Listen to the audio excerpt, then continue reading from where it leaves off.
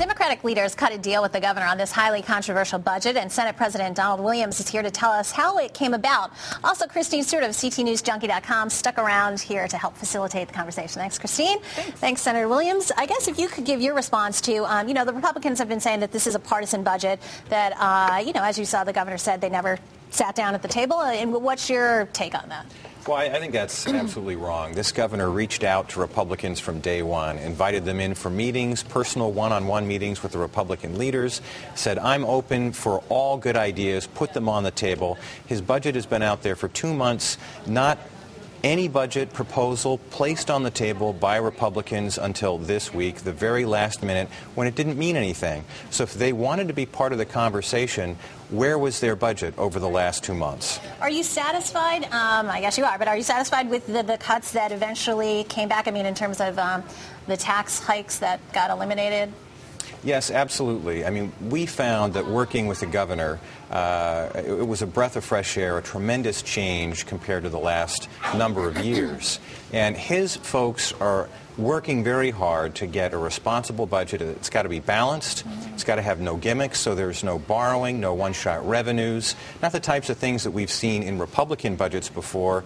2 years ago, they wanted to sell Bradley Airport, get $1 billion, things that were made up. And in their budget this time around, we see some of the same things. You asked about the Medicaid fraud.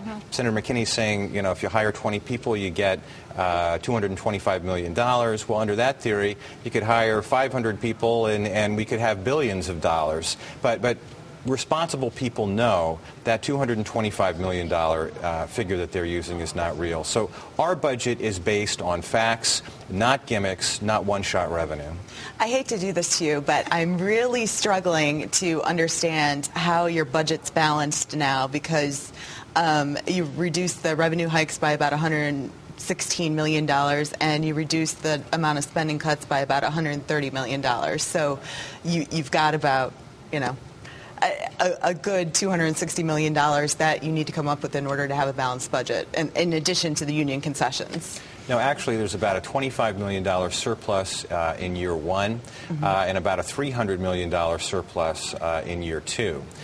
So that's what's built in after you also account for what the governor has put us on the path to, and that is gap financing or gap accounting. So those are generally accepted principles for accounting. So actually, with the additional federal revenue that's coming in, because finally we have a governor who wants us to get our fair share of federal dollars, it is a balanced budget. It meets all of the obligations, and it does it in a way that doesn't punish cities and towns. We're not talking like other governors are talking about devastating cuts to schools, education, and the municipalities, which can only increase property taxes. Connecticut is going another way, and a much better way for middle-income families. Well, what federal revenue? Where is the federal revenue? What grant programs, what spending programs is it coming from?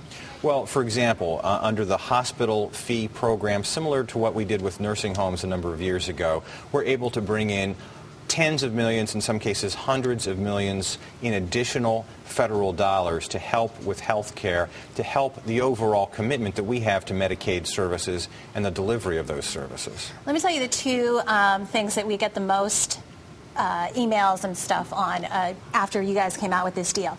Number one item was the gas tax. And the number two item was the sales tax on items under $50. And how do you get people to embrace those ideas and say, okay, well, it's just something that I'm going to have to put up with? Well, the governor has talked about shared sacrifice, so there is a $3.3 billion deficit. You've got to make that up. So he looked at some tax increases, no question about it, and we've made that tax proposal that he put out in February fair by restoring the property tax credit that helps all middle-income taxpayers, and also by eliminating a number of the so-called nuisance taxes. So we heard about folks concerned about the trade-in value of cars that could add hundreds of dollars to the purchase of a price. We did away with that.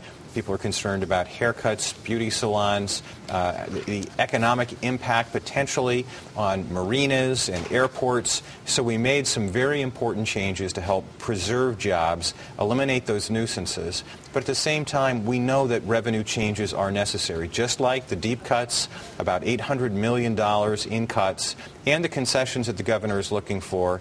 The $1 billion in each year is the largest number any governor has sought from our state employees. So he has set the bar higher than any other governor.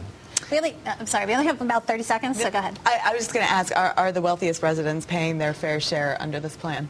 Yes, there's additional revenue coming in under the income tax. We have a 6.7% rate for the top earners that will bring in more revenue. There's a luxury tax. So yes, it's shared sacrifice across the board, and the wealthy are being asked to do their share as well. All right, we know it's been a tough job. We appreciate you taking time to try and explain it to us. Thank you, Laura. Thanks, Senator Williams. Now, don't forget, if you missed something on The Real Story, you can now watch it online by going to ctnow.com. You can also catch us on YouTube. Thanks for watching this week's edition of The Real Story. We'll see you here again next week.